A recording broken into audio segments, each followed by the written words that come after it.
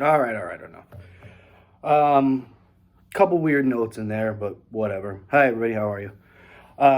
Hope you're doing well. Thanks to my buddy Adam Bogdanoff, my buddy, for loaning me his little looper here so I could make that loop, which I'll talk about in 1 second. A couple of things real quick. First, thanks for all the support. Anytime I post something or whatnot, there's always nice comments and support and questions and things like that. Here, let me tilt this back a little bit. Not that really anybody wants to see this, but who cares? So I really do. I appreciate it. It means a lot to me. Thank you so much.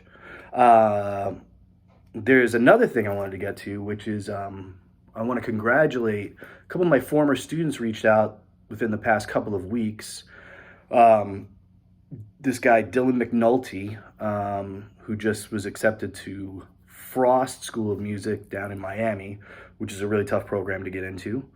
And Aiden Coughlin, who got accepted to some place called Berklee College of Music up in Boston, among a whole smorgasbord of other students that I've worked with that, just keep surpassing me with all of their achievements. And it's just, it's a pretty special thing if you're a teacher or whatever, to see these people that you work with from the time they're 12 or 13 or something until they become these young adults and they go on to do these great things. So it's pretty cool. So congratulations to those guys.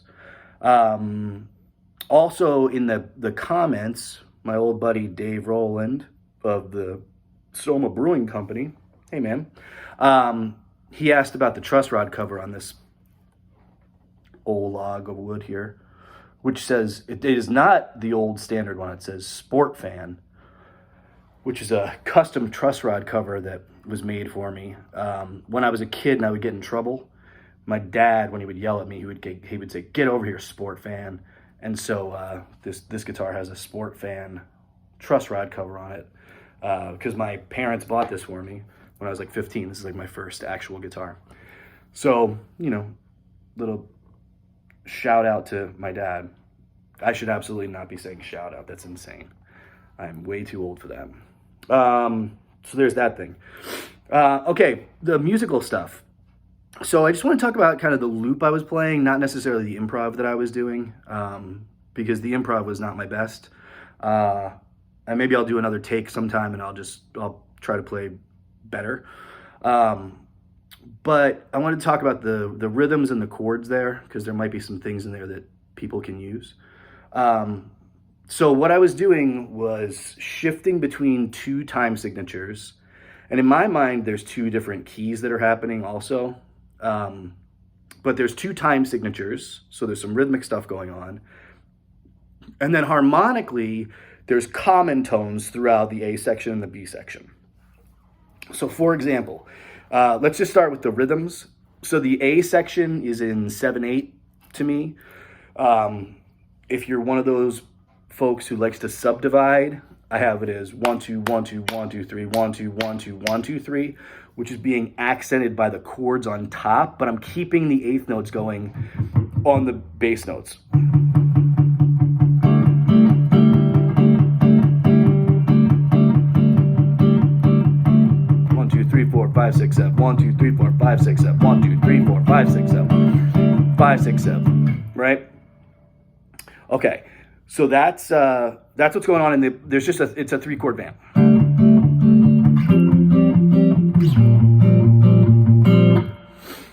And I'll talk about the chords are in a second there. How you feel these things is up to you.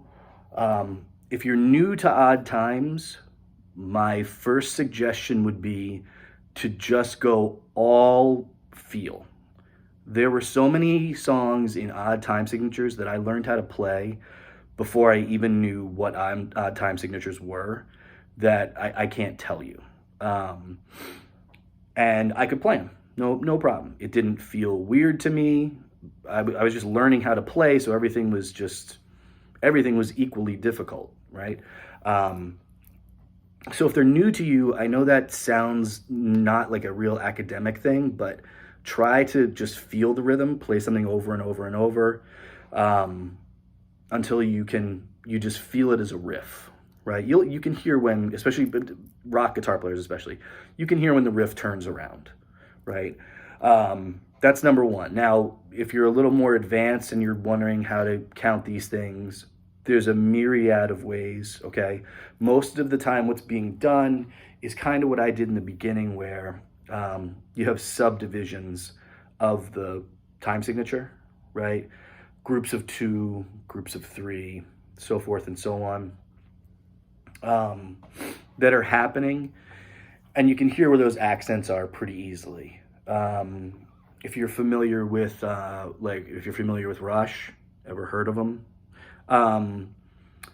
Whenever they use 7, 99% of the time, they use the subdivision that I used, which is 1 2 1 2 1 2 3, daka daka daka daka daka daka, like that tune, Natural Science, right? 1 2 1 2 1 2 3, 1 2 1 2 1 2 3, subdivisions. Now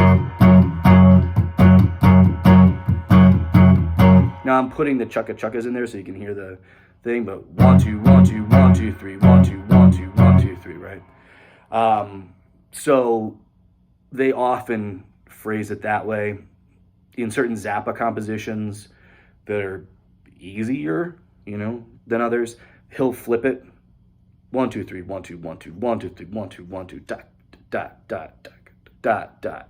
Okay. But what you want to listen for are those accent points. And again, if you notice, I'm talking about accent points and not just straight counting it, right? Knowing where the pulse is super important. But being able to feel the stuff is the most important thing.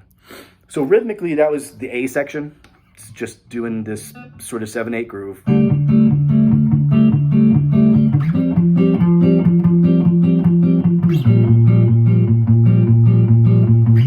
It starts over. The B section goes to straight 6/8, or it almost feels like 3/4 to me, waltz time. This could be another whole discussion about the difference between 3/4, 6/8, 12/8, all of these different things that mathematically kind of equal out. But I'm thinking 6/8 notes in it, like.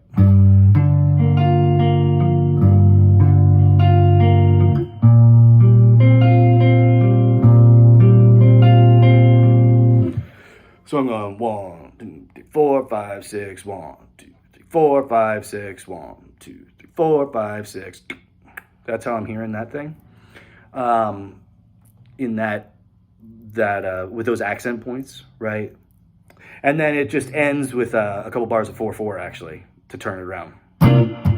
2 3 4 1 2 3 4 7.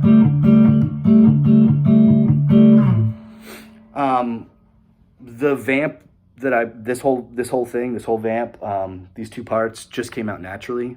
I wasn't trying to do weird times. It's just how I heard them in my head. So that's what's going on rhythmically. Now, when I was playing over top of that, the challenge is to hit the chord changes in time. And whether or not that means that you're playing on the downbeat is not what I'm saying. But what I'm saying is making sure that you're hitting good, quote unquote, good notes over the chords. You can float in 4/4 and not even think about this stuff. You can float over the time signatures and you'll be fine. But the problem is that when the chords change, when it goes from the 7 to the 6, then you've got to know where you are, because otherwise you're screwed. You can get away with it, but when it goes to this G minor 7 chord, and the feel changes, if you're just blowing in 4/4, you're going to sound a little bit, out of your depth. Okay, so it's a 7/8 thing. 1 2 1 2 1 2 3 got, right? And that's the A section. The B section is just straight 6/8. The chords, the harmonic structure of this thing, I was using common tones. So every chord in the A section has at least one note that's the same throughout, which you can probably tell from when I just played it. And the same goes for the B section. This allows you to play through different key centers if you want, without sounding crazy. This is a very, very basic lesson in voice leading. I'm not doing full-on traditional voice leading. If you know about voice leading, sidebar, sorry. If you're ever reading a magazine or a book or something that has to do with guitar playing or music in general, and you come across terms, or you're watching somebody on YouTube or something and you hear terms that you don't know, you haven't studied them yet, you haven't gone over them with your private lesson teacher, whatever the case may be, who cares? Don't worry about it. Keep going. Keep listening to the thing.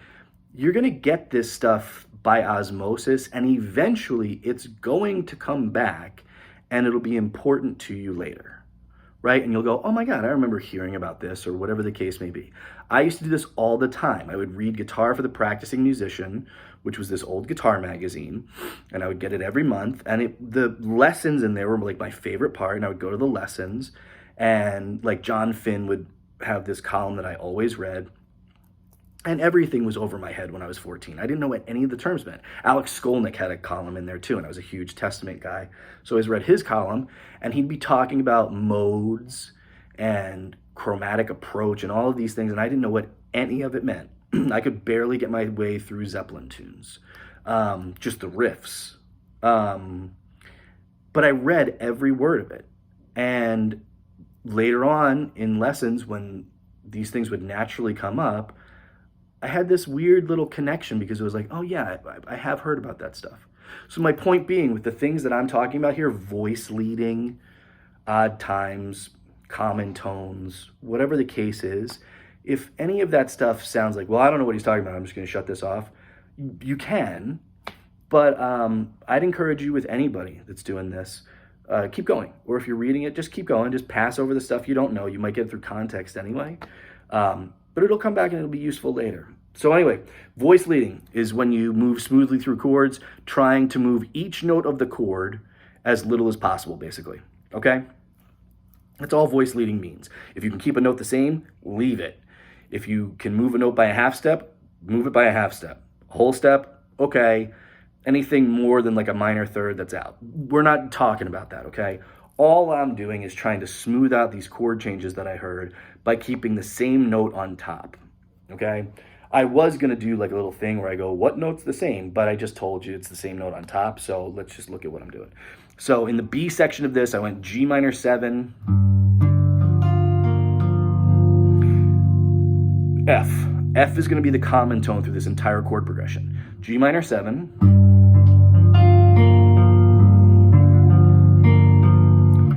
B flat 6/9 with F on top.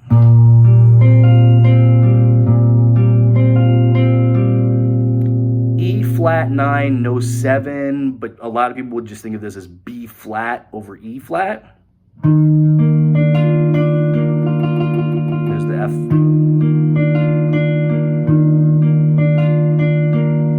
And then B flat over C, but this is functioning to me. It always functions as C9 sus4. So at the end, 2 total yacht rock chords. This is Steely Dan all the way, and this is Steely Dan all the way. That's actually Stevie Wonder to me too. And then we're back to this.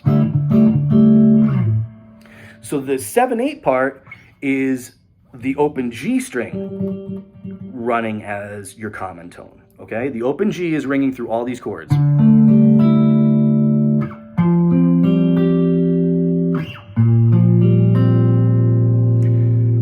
That open string trick is another Alex Lifeson thing. I didn't mean to make this like a little Rush tribute video, but it's where I got it from, so whatever. Ty Tabor from King's X is awesome at this too. I mean, there's a lot of guys that do this with the open string. John Petrucci from Dream Theater and whatnot. But I think they kind of all got it from Lifeson. So what's going on here is the open G is ringing through all of these voicings. So for this chord, I'm really thinking of it as a D minor 7 with an 11, but I don't have the flat 3 in here. The tonality comes from the next chord. So that's actually a pretty bitchin' voicing if you're looking for something that's not a power chord, but also is ambiguous in tonality. Because all you have is root, 5th, then you have the 4, so you can think of it as a suspended chord, and then I have the 9th on top, okay? It's like a weird version of this, right? Andy Summers. But you get that bonus open string in there. And even if you play this thing with some distortion on it,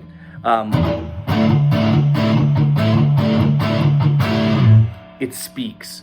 So it's a really useful chord.